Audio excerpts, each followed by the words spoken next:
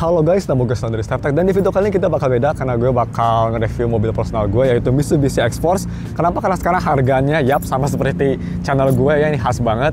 Harganya udah lumayan jatuh. Mobil ini dulu terkenal harganya lumayan mahal di 415 juta, 420-an pas rilis. Sekarang gue dapet ini di Gias diskonnya lumayan besar ya. Jadi pertama kita bahas untuk harganya dulu. Harga ini gue dapet di harga dari 415 jadi cuma 350 juta aja. That's pretty good ya. Itu yang varian ultimate yang paling mahal. Jadi ya, yang pasti ini bukan HP, jadi gue nggak bisa naruh link deskripsi pembelian. Gue bakal taruh link Mitsubishi websitenya aja ya. Jadi mari kita langsung aja lihat. Pertama untuk eksteriornya gue bakal bahas ini karena gue bukan car reviewer, gue bakal bahas kayak sebagai pemakaian aja, bukan sebagai reviewing. Jadi buat yang penasaran, pertama dari ban, di depan nih ban dia itu pakai ring 18. Terus ini bannya lumayan sport loh, dia pakai SP Sport Max 060. Ini ban sporty banget yang pastinya bagus untuk all terrain, that's pretty good. Dan kuncinya seperti ini ya. Ini gue casingin lagi, aslinya sih dia matte tapi gue kasih casing biar awet. Di sini ada tombol dedicated untuk ngebuka bagasi belakang, tapi bagasi belakangnya kalau ingin dibuka itu harus dinyalain dulu, unlock dulu baru buka, jadi nggak bisa langsung buka bagasi dalam keadaan di lock. Depan kayak gini, menurut gue sih untuk SUV ini paling keren ya, walaupun sayangnya nggak ada kelemahan besar, tapi 350 juta sih jadi lebih worth it lah ya, nggak kayak dulu overpriced banget. Depannya seperti ini lampu DRL, dan di sini ada lampu besar, kecil, lampu besar dan lampu main, dan ada liftingnya tuh ya gede ini, segede ini liftingnya. Liftingnya juga ada di sini yang pastinya kalau misalnya kita nyalain tuh BEM kedip-kedip di situ. Dan kalau misalnya kita ke belakang, lampunya kayak gini. Terus kalau misalnya kita nyalain driftingnya ya, misal buat yang penasaran, hindarin hazardnya aja nih. Hazardnya kayak gitu liftingnya, dan yang tengah ini tuh reverse parking ya. Overall bodi belakang sih gue bisa bilang ini bener-bener sporty banget looksnya. Belakangnya gue suka, dan panjangnya ini buat yang penasaran sama persis kayak Avanza 2022 ya, sama-sama 4,4 meter. Jadi buat yang mau beli garasinya harus diliatin dulu. Spoilernya juga ini gue bener-bener stok, jadi nggak pakai kayak Mitsubishi aksesoris. Ini semuanya stok, nggak ditambah-tambahin. Gue ini habis coating aja jadi lebih kelihatan clean. Eksteriornya seperti ini. Terus ini ada Black Phantom-nya. Ini bawaan juga by the way. By the way, sorry kalau agak windy ya, ini gue mic-nya. Dan ya, yang paling gue suka dari eksteriornya pastinya dari si looks-nya sama rodanya itu udah sangat bagus sekali. Dan ini depan belakang juga sudah pakai disc brake ya. Cuma yang belakang ini disc brake-nya belum ventilated. Dia belakang masih biasa, jadi udah cakram tapi belum ventilated. Nah, seperti itu untuk bagian luar. Dan untuk bagian dalam kalau misal kita masuk, oh ya by the way, dia nggak ada roof railing ya, walaupun SUV tapi nggak ada roof railing, tapi dia udah pakai shark fin. Masuknya dia kayak gini by the way, jadi bukan pencet. Ini ada kelemahannya, nanti gue bakal bahas di akhir video kelemahan yang gue paling benci sama touch button ini. Di semua Mitsubishi kelemahannya sama, tapi ya interior dulu aja. Interior kayak gini, dan bisa kita lihat banyak fingerprint. Kita matiin dulu hazardnya, kita nyalainnya di sini. Dan agak sedikit berbeda dengan Xpander ya. Di X-Force tuh gue rasa dia nggak tahu kenapa penempatan parking brake-nya di sini. Kelihatan tuh, parking brake-nya tuh di sini. Kan kalau Xpander di sini ya, yang menurut gue sih lebih make sense gitu, tapi ini di sini. Jadi pertama kita bahasnya dari kanan dulu aja ya, karena gue ini pertama kali, jadi sorry kalau misal agak weirdo, agak beda dari biasanya. Kanan di sini dia full, ini terbuat dari full fabric, nice. Gue ini pertama beli sebenarnya worry banget bakal kotor atau enggak, tapi temen gue ada udah setahun pakai X-Force dan ternyata dia nggak kotor loh, masih oke, jadi oke aja. Terus kita lihat ke sini, di sini ada window-nya, ini ada piano black yang lumayan fingerprint magnet. Untuk gagang ini soft touch, bisa kita lihat soft touch. Dan di sini ada auto up, tapi cuma driver doang. Dia smooth banget loh ini, dibanding sama kayak Toyota gitu, nggak terlalu kedengaran, smooth. Di sini ada si buat ngatur kanan kiri yang pastinya untuk ngatur spionnya tuh, gerak-geraknya. Basic di sini untuk ngatur bukanya, tengah lumayan responsif juga. Ini untuk full lock ya. Dan speaking of lock, ini yang gue nggak tahu kenapa Mitsubishi kayak gini. Lihat nih guys si lockingnya. What is this? What are those? Ini literally apa ya? kayak zaman-zaman Toyota Kijang kotak ya. Gak tau mereka kenapa pakai kayak gini. Karena ya mungkin stylistic choice ya. Tapi ini ada kelemahannya karena unit gue ada sedikit defect. Kalau misalnya di kecepatan tinggi, yang untuk penumpang si kunci ini dia agak sedikit rattle. Nggak berisik banget, cuma cukup annoying. Itu sih kelemahan. Jadi gue nggak tahu kenapa dia nggak di sini aja.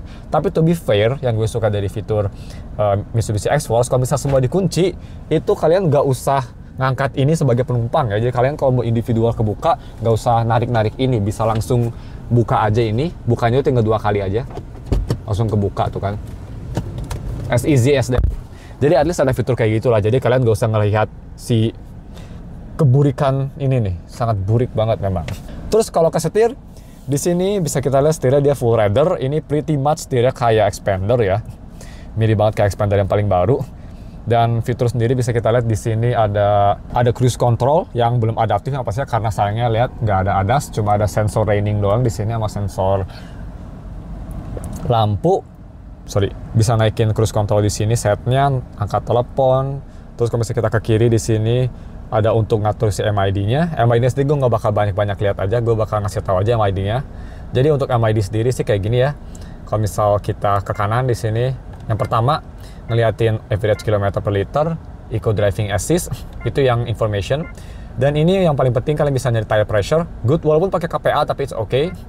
Terus untuk IYC wheel control, ini yang menurut gue selling point terbesar Mitsubishi X-Force ya, yang menurut gue ini mobil all around gitu. Kalau HP mah kayak apa ya, kayak Xiaomi 14T mungkin ya. Dan kalau misalnya kita lihat di sini driving range, terus di sini ada driving range yang kedua, dia ada 2 tipe. Direction untuk si kompasnya, ini musik ngedengerin apa, dan di sini bisa kita lihat ada untuk kalau misalnya kita ngeparking, ada logonya. Kalau misalnya ada blind spot, dia nanti ada ngasih tahu. Jadi memang MID sendiri udah kayak ibaratnya bisa ada cuma ya pelit aja ya si Mitsubishi. Warning kalau misalnya ada masalah mobil, dan ini setting untuk nge-setting lain-lain. Setting sendiri sih ini minim banget, nggak terlalu banyak menurut gue. Cuma setting basic doang seperti ini ya, tailgate-nya bisa dimatiin nyalain, reset reminder, operation sound, dan gitu-gitu. Gue nggak mau panjang-panjang untuk si MID. Jadi untuk head unit nanti gue bakal bahas karena ini ada beberapa kelemahan yang gue agak kesel, terutama untuk Android Auto-nya. Dan untuk AC bisa kita lihat di sini ada Nano X, pretty much ini kayak filternya versi Mitsubishi. Drive, front defogger, defogger, max cool memory, basic sheet. Ada auto di sini bisa mati nyalain dari mana si ngambil anginnya, naikin gedein. Ada sync, jadi ini dual zone ya, bisa ngatur kanan kiri individual. Dan di sini bisa kita lihat ada port 2 port Type-C sama USB-A untuk connect Android Auto atau CarPlay via wired, tapi nanti ada kelemahannya gue mau bahas. Terus di sini kita lihat ada charging port yang sebenarnya ini 120 watt seperti biasa. Dan kalau misalnya kita ke sini, di sini ada drive mode yang bisa diatur. Ini juga selling point terbesar Mitsubishi X-Force menurut gue. Bisa wet, gravel, jadi dia benar-benar ngerubah kayak akselerasi traksi gitu, dirubah-rubah traksi dan teman-teman. Parking brake, auto hold yang posisinya di penumpang, agak weird, but it's okay. Di sini ada cup holder, dan di sini ada si buat pendingin minum ya, ini storage satu, ada AC juga yang dingin banget ini. Kalau gue naruh minum di sini, ini pretty much kayak di kulkas, dingin banget. Sangat-sangat bagus selama experience gue. Dan untuk kursi sendiri bisa kita lihat kursi dia ini udah built-in full leather tapi belum ventilated yang pastinya. Terus tadi gue hampir lupa bilang juga, di sini bisa kita lihat untuk wiper udah auto semua. Sama juga untuk si headlight udah auto juga. Intermittent juga ini bisa diatur kalau misalnya kalian nggak mau auto ya. Untuk spion di sini bisa kita lihat ke atas, di sini udah auto dimming walaupun bukan digital tapi udah auto dimming. Di sini ada untuk lampunya. Kayak gini lampunya individualnya di kanan kiri, ini untuk autonya. Dan di sini itu hitam apa ya, ini hitam untuk ini aja ngasih tahu apa seat belt di belakang pakai seat belt atau enggak. Itu doang, tapi kan mati soalnya nggak ada orang di belakang. Nggak ada kan? Nggak ada, aman. Dan gue mau bahas kelemahan dari Mitsubishi X-Force yang pertama gue rasa, yaitu dari si head unitnya. To be fair, head unit sendiri sih ini bagus ya, keren. Tapi kelemahan paling nyebelin tuh Android Auto. Ini gue nggak tahu dari head unitnya apa emang Android Auto sama CarPlay itu aneh banget. Sekarang ini gue bisa connect via wireless ya, bisa kita lihat ini. Ini Android Auto gue udah connect, kalau ke device tuh langsung connect. Tapi kadang-kadang pengalaman gue, kadang-kadang dia tuh tiba-tiba wirelessnya nggak bekerja sama sekali, nggak langsung connect. Dan kalau misal gue pengen wired, itu susah banget. Gue udah matiin di developer setting di HP gue, dan pas dicolok, kadang dia bisa, tapi kadang dia nggak mau sama sekali dan hanya mau wireless. Pernah juga gue nggak mau sama sekali wireless, tapi mau wired doang. Ini Indonesia kayak punya jiwa sendiri gitu, nggak tahu kenapa. Dan gue nggak tahu masalahnya apa, mungkin kalian tahu, tapi kalau bisa kalian tahu mungkin bisa di komen di bawah. Cuma ya kelemahan besar yang gue rasa itu sangat shenanigan banget hand unitnya untuk experience Android Auto-nya. Dan satu kelemahan juga kalau misalkan lagi Android Auto terus kalian ingin navigasi, misalkan lagi di mode Android Auto ya, lagi kayak gini, lagi di Android Auto mode, tapi gue mau setting hand unitnya, ini memang performanya jadi kerasa nge-lag banget. Lihat nih, gue bakal nge-scroll. Ini nge-lag banget dibanding sama nggak pakai Android Auto. Jadi mungkin chipsetnya ini bukan chipset terbaik ya, kayak chipset HP 1-2 jutaan ya. Jadi mungkin dia agak struggle. It's okay lah. Tapi kalau misalnya kita mau ngomongin fiturnya ada apa aja, ini sebenarnya gue suka banget sama fitur-fiturnya. Seperti kalian tahu, gue suka fitur-fitur yang kerasa kayak nerdy gitu ya. Ini bener-bener A sampai Z semuanya dikasih tahu. Kalau misalnya kita ke vehicle information di kanan, ini semuanya dikasih tahu, dari akselerasi, vakum, torque, G-force aja nih ala-ala F1 dikasih tahu. Ini udah kayak di pesawat aja ya. Di sini ada altitude, mau ngelihat altitude-nya extremely detailed. Ini salah satu kelebihan yang gue suka. Karena gue suka yang kayak gini-gini, gue suka banget karena kan gue suka teknologi. Mantep banget sih. Ini oke banget. Atau mau lebih interaktif, ini ada versi yang lebih gak kayak pesawat ya. Ini lebih enak. Reliable, responsif. Ini kalian bisa ngatur juga, bisa legit dikasih tahu steering wheel-nya gimana, EYC-nya, nge-inputnya berapa, traction control-nya. Keren sih, responsiveness juga untuk akselerasi, fuel economy bisa langsung dari sini, sync sama si MID juga. Overall sih, untuk tools-tools yang dikasih di hand unitnya ini one of the best sih, perfect banget. Untuk gue suka banget gue kayak gini-gini. Jadi ya, yang bikin gue jatuh cinta sama ini sih memang dari hand unit ini yang sangat-sangat expert ya, kompleks. Dan juga ini yang pastinya nih, Yamaha. Gue nggak bisa ngedengerin lagu karena pasti dikena copyright ya. Tapi gue bisa bilang Yamaha di sini tuh enak banget. Jadi kalau misalnya kita ke setting bentar, di sini kalian sebenarnya bisa setting audionya ya.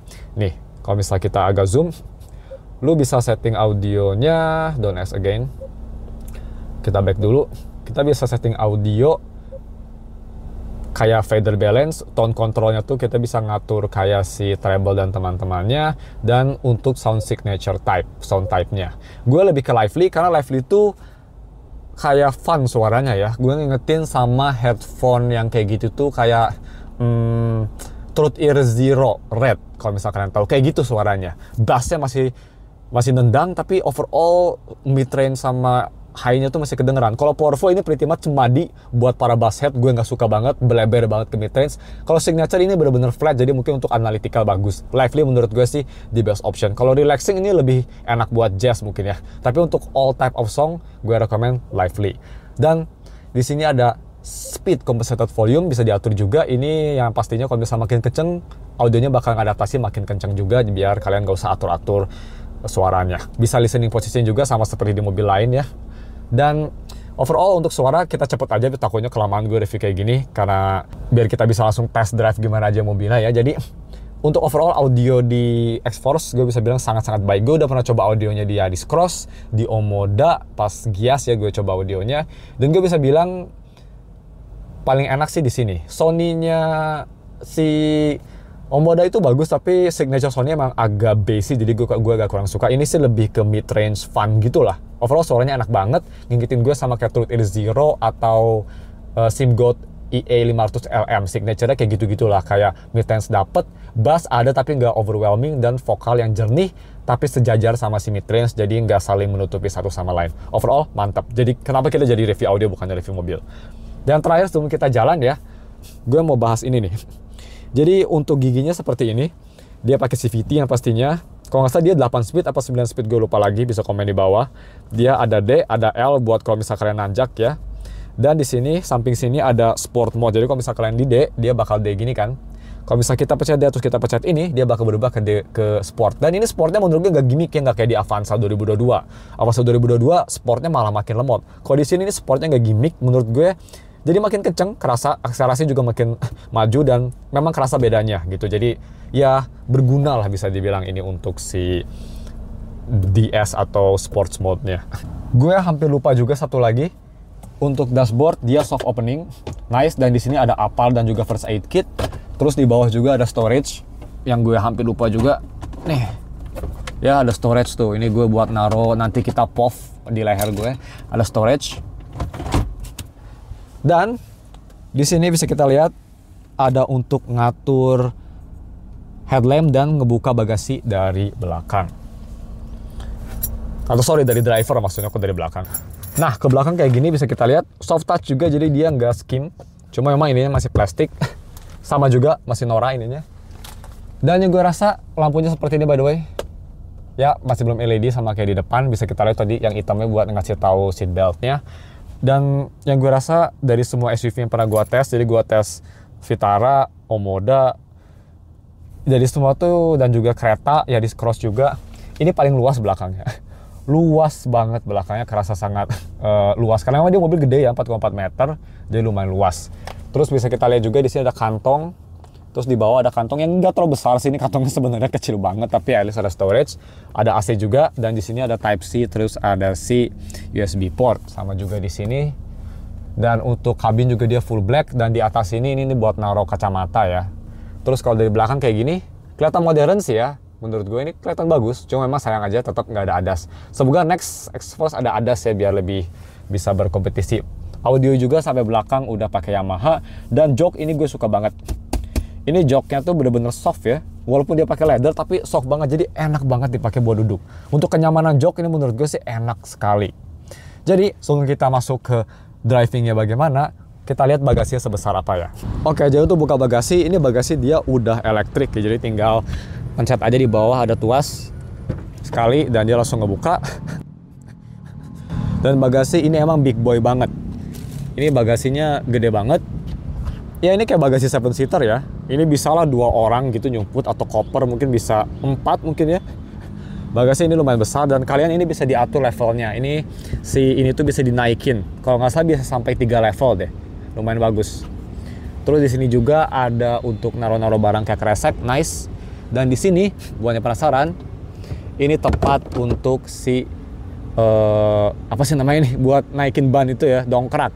Dan ini juga tools-toolsnya ada di sini. Sangat proper, dan ini juga dikasih peredam jadi gak ngeganggu driving experience kalian.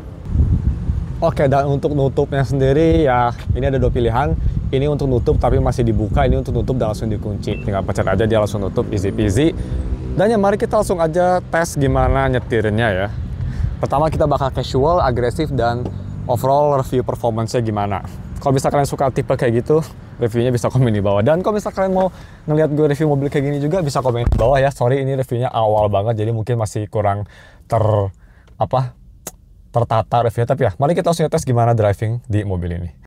Oke guys, jadi ini gue nge-recordnya mungkin agak aneh karena gue dipegang aja di tangan, dan kita bakal langsung aja tes bagaimana driving experience di X-Force ya. Jadi pertama kita casual driving aja, langsung di D, dan langsung kita tancap gas. Lihat kanan dulu, aman, kosong, let's go. Jadi ya, seperti ini tuh driving experience-nya. Dan untuk pertama gue mau bahas bagaimana untuk casual driving lah ya. Kalau misalnya kalian cuma driving santai-santai aja di dalam kota gitu, ini enak asalkan aspalnya mulus. Maksud gue, aspal kayak gini ya, gerger gitu masih enak. Tapi kalau misal banyak jalan rusak, banyak kayak lubang gitu-gitu, ini suspensinya karakternya memang keras ya. Jadi memang kerasa gedebak-gedebuk gitu loh. Kalau misal dibandingin sama mobil yang murah kayak Avanza sih, masih lebih nyaman di Avanza. Tapi ini nggak sekedengeran Avanza untuk suara suspensinya. Jadi ini suara itu kayak buk-buk, bukan jedak-jedak gitu loh. Tapi memang lebih keras dari kayak Avanza atau Expander gue bisa bilang. Dan next, bagaimana untuk kekedapan suara. Pertama, kekedapan suara untuk wall ya, untuk wall kanan ini, kalau bisa kita si garis A ini, tembok A ini bagus sih. Sangat silent, sunyi banget. Kalau ada suara motor lewat gitu nggak kerasa, tapi road noise yang kerasa nih, suara bawah ini lumayan kerasa. Bisa dibilang ya mirip-mirip kayak Expander. For information ya, gua tuh nyetir nyoba-nyoba mobil tuh, gue udah pernah nyoba Avanza baru, Avanza lama, Agya, Expander, Omoda, terus gue nyoba Vitara juga, terus gue pernah nyoba City-nya punya teman gue, City hatchback. Dan ini road noise-nya memang ngingetin gue sama Xpander sih. Jadi mirip-mirip lah ya. Terus untuk casual driving, handlingnya gimana? Ini enak banget. Dia tuh handlingnya bisa dibilang direct banget. Jadi ngikutin banget sama badan, gak kejar-kejaran sama mesin. Body, mesin sama suspensi itu dia bener-bener in-sync ya, gak saling kejar-kejaran. Jadi kalian gak bakal kerasa kayak body roll-nya tuh gak bakal terlalu kerasa. Mungkin berkat suspensinya yang stiff, jadi body roll ini bener-bener minim kalau bisa belok. Padahal ini mobil tinggi, tapi kalau bisa kita belok gini ya, ini enak, body roll-nya tuh gak parah banget, masih nyaman. Jadi untuk casual driving santai gitu sih enak. Terus rotasi setirnya juga ini dia belok dikit, dia rodanya udah lumayan tajam beloknya. Jadi kalian nggak usah kayak muter banget gitu loh. If you know what I mean. Jadi radius putarnya tuh, setirnya tuh dia lumayan kecil daripada mobil biasanya. Lebih kecil dari Xpander dan lebih kecil dari Avanza 2022. Tapi untuk radius putar muter balik, bukan setir ya, radius putar bannya, memang ini agak sedikit lebih lebar karena dia kan bannya juga R18 ya, wajar. Jadi konklusinya untuk casual driving sih ini nyaman, tapi kalau untuk jalan rusak memang itu kerasa kelemahan si mobil ini karena drawback-nya tadi suspensinya yang stiff. Dan bagaimana untuk aggressive driving atau kalau misalkan kalian suka susul sana sini, suka kebut-kebutan gitu ya. Gak apa-apa sih kebut-kebutan asalkan di bawah speed limit. Ini sih enak ya, kebut-kebutan ini mobil enak. Mesin 1500 cc MIVEC yang pretty much sama persis kayak Xpander, kerasa smooth. Dia naik speednya tuh dia smooth banget ya, nggak engap-engap dan cukup kencang. Terus kalau misalnya kita rubah ke sport mode, tuh kita udah rubah ke sport mode, terus gue ngegas, dia responsif ya, bisa kita lihat tuh. Ini gue liatin speedometernya. Dia responsif dan gasnya tuh nggak ada delay, walaupun CVT tapi kerasa responsif dan enak. Terus kekedapan mesinnya juga dia lumayan bagus, jadi suara mesinnya tuh nggak kayak kedengeran banget. Ditambah lagi karakter mesinnya memang halus suaranya, jadi kerasa enak lah, kerasa gliding banget gitu. Untuk sporty kayak misal ngebut kenceng gitu enak. Dan untuk salap slip gimana? Salap slip mobil ini juga menurut gue pretty good, karena dia itu seperti gue bilang direct banget inputnya, dan si bodinya tuh gimana, gue nggak tahu kata-kata khas mobilnya gimana. Ini ada jegukan nih. Jadi keras gitu ya, nggak tahu kedengeran di mic atau nggak, keras tapi masih stabil dan nggak berisik gitu. Kerasnya tuh nggak berisik suspensinya. Jadi ya tadi gue bilang untuk kayak belok-belok kayak gini, dia itu body rollnya minim, lebih minim daripada Avanza, lebih minim daripada Agya zaman 2017 menurut gue. Memang itu mobil lebih bawah tapi lebih minim. Yang pastinya untuk body roll ya masih lebih bagus kayak City hatchback gitu lah ya, karena kan itu mobil lebih ceper. Tapi ini untuk kelas SUV body rollnya menurut gue ini one of the best loh, nggak terlalu parah. Agresif driving bisa ke kita ya, ini lagi kosong, gue pindah langsung ke kiri agresif gini gitu ya, terus gue pindah ke kanan lagi, enak gitu loh, kayak di game gitu. Jadi kayak ngikutin, terus dia tuh lu tuh kerasa confident gitu, nggak kerasa kayak takut nggak bisa ngejar badannya. Jadi kayak zigzag gitu tuh, kerasa responsif dan enak banget.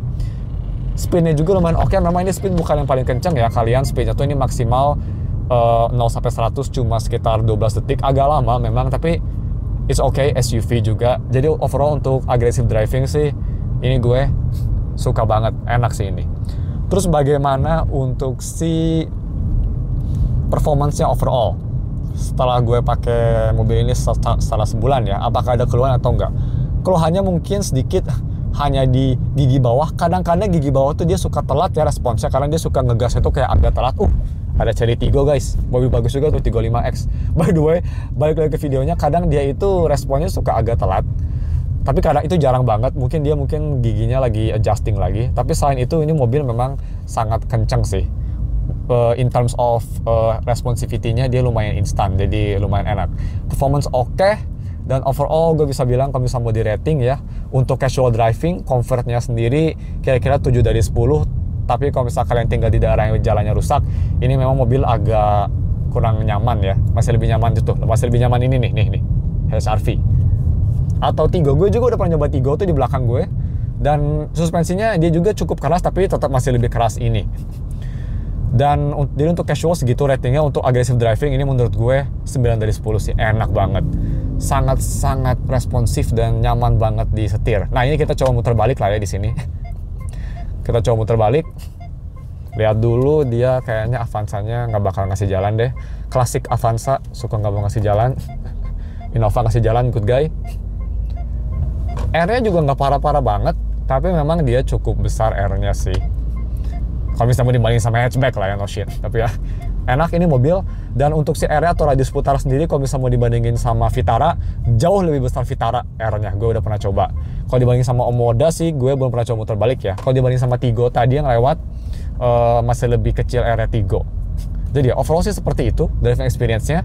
Dan kita balik lagi aja ke IKEA, gue mau bahas kelemahan yang ada di mobil ini, terus kita bakal tutup videonya ya. Jadi overall seperti itu driving experience-nya.